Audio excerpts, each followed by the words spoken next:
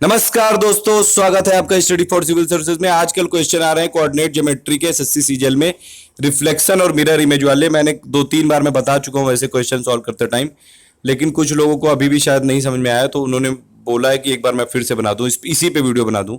तो देखिए, मैं ये वीडियो सिर्फ इसी टॉपिक बना रहा हूँ कि मिरर इमेज और रिफ्लेक्शन कैसे निकालते हैं। सबसे पहले ये आपको क्वेश्चन दिया होता है, कुछ भी मान लीजिए, यहाँ पे 1 2 नहीं मानिए, यहाँ पे मान लीजिए कि एक कोई पॉइंट है 2 3 करके, और आपको इसकी मिरर इमेज निकालनी है x इक्वल टू 1 पे, और आपको निकालनी है y इक्वल टू 1 पे। ऐसे ही क्वेश्चन आते हैं कि मिरर इमेज निकालनी होती है या फिर रिफ्लेक्शन निकालना होता है। देखिए, अब इसमें करना क्या है, सबसे पहले आपको बेसिक फिगर बनाना है। x एक्सिस ड्रॉ कर लीजिए और y एक्सिस ड्रॉ कर लीजिए। अब इसमें क्या है कि एक चीज होती है कि किस रेफरेंस पे निकालनी है। ये रेफरेंस लाइन है, या x equal to 1, y equal to 1, कुछ भी हो सकती है। जैसे x इक्वल टू -3 आई थी, अभी 1 -1 आया था।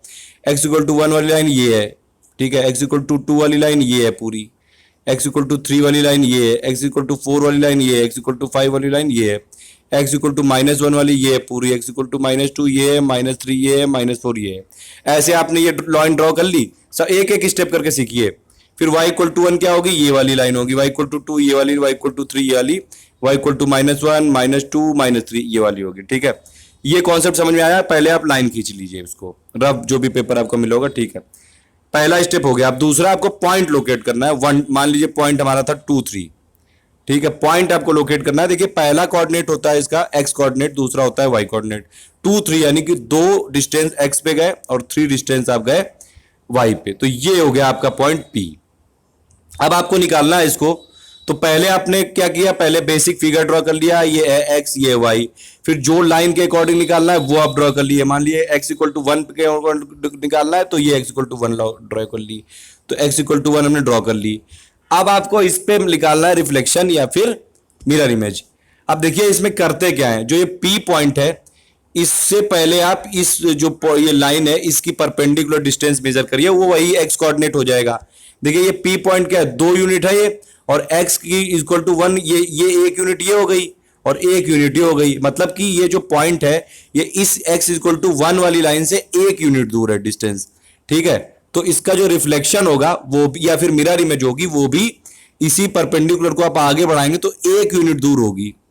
अब देखिए, ये x इक्वल टू 1 के राउंड आपको निकालना है और इस वाले पॉइंट P की निकालनी है, ठीक है। ये है पॉइंट P। अगर आपको इस वाले पॉइंट P की निकालनी है और x इक्वल टू 1 के राउंड निकालना है, तो ये हो गई आपकी मिरर इमेज। जस्ट जैसे यहां तक जो इसकी x इक्वल टू 1 से जो डिस्टेंस है, और वही डिस्टेंस यहां से यहां तक होगी, तो ये हो जाएगा 1 यूनिट इधर 1 यूनिट इधर, यानी कि ये हो गई इसके रिफ्लेक्शन पॉइंट। अब ये पॉइंट का क्या वैल्यू है, ये देखिए, x इक्वल टू यहाँ पे 0 है, y इक्वल टू है 3, तो 2 3 का जो रिफ्लेक्शन पॉइंट हो गया x इक्वल टू 1 के राउंड, हो गया 0 3। अब मान लीजिए दूसरा निकालना है, एक 2 3 पॉइंट का आपको निकालना है y इक्वल टू -1 के राउंड, ठीक है। क्या करना है आपको, सबसे पहले बेसिक डायग्राम, फिर क्या करना है, y इक्वल टू -1 दिया है, y इक्वल टू -1 बना लीजिए लाइन पूरी। फिर क्या करना है, इस पॉइंट को लोकेट करना है, 2 3 को लोकेट कर लिया, 2 यूनिट इधर 3 यूनिट इधर, तो ये हो गया पॉइंट आपका P।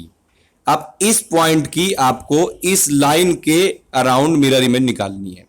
तो मैंने क्या बताया, इस पॉइंट के आप इस लाइन से परपेंडिकुलर डिस्टेंस मेजर करिए, वो आपके कोऑर्डिनेट से समझ में आ जाएगी। देखिए, ये वाली कितनी डिस्टेंस है, ये है 3, और y इक्वल टू -1 यानी कि ये नीचे 1 यूनिट है, तो 3 और 1 4 हो गए इसकी। इस पॉइंट की इस लाइन के अराउंड डिस्टेंस कितनी हो गई, 4 यूनिट हो गई।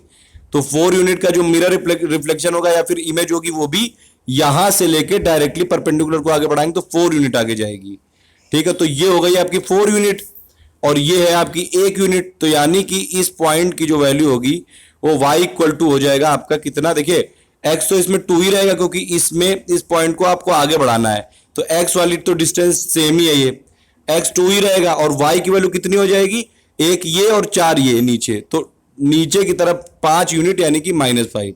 तो 2 3 का रिफ्लेक्शन y इक्वल टू -1 के राउंड कितना हुआ, ये हो गया 2 -5। तो ये आप याद रख सकते हैं, इस हिसाब से निकाल सकते हैं।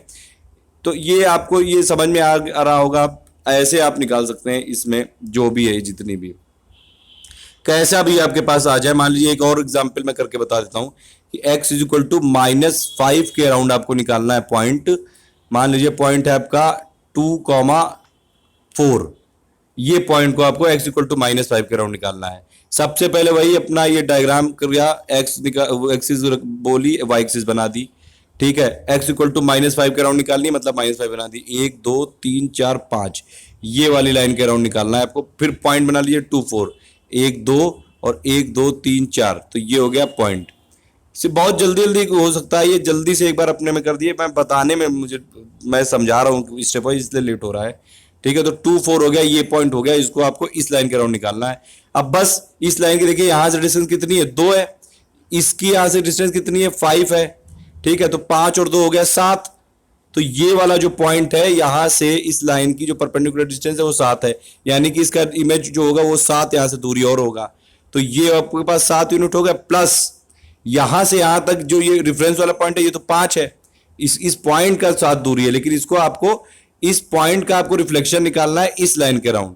तो यानी कि जितना ये 7 दूरी होना चाहिए उतना ये 7 दूरी होना चाहिए, लेकिन आपको इसके कोऑर्डिनेट कैसे मिलेंगे, 7 ये और 5 ये, क्योंकि ये कोऑर्डिनेट तो 0 से मेजर हो रहा है ना। तो x इक्वल टू कितना आ गया, x इक्वल टू आ गया यहाँ पे -12, माइनस की तरफ अब 7 यूनिट इधर गए, 5 यूनिट इधर गए, -12 हो गया x, लेकिन y तो वही सेम रहेगा क्योंकि y तो 4 ही है। तो -12,4 हो गया इसका आंसर, अगर आपको 2,4 का x इक्वल टू -5 के राउंड निकालना है। ऐसे किसी भी टाइप के क्वेश्चन आ जाए आप उसमें कर सकते हैं, ठीक है। ये वाली आप देख लीजिएगा, पूरा कोऑर्डिनेट या रिफ्लेक्शन का सवाल अब आपका गलत नहीं होना चाहिए। ये वाला एक पॉइंट आया था, ये वाला मैं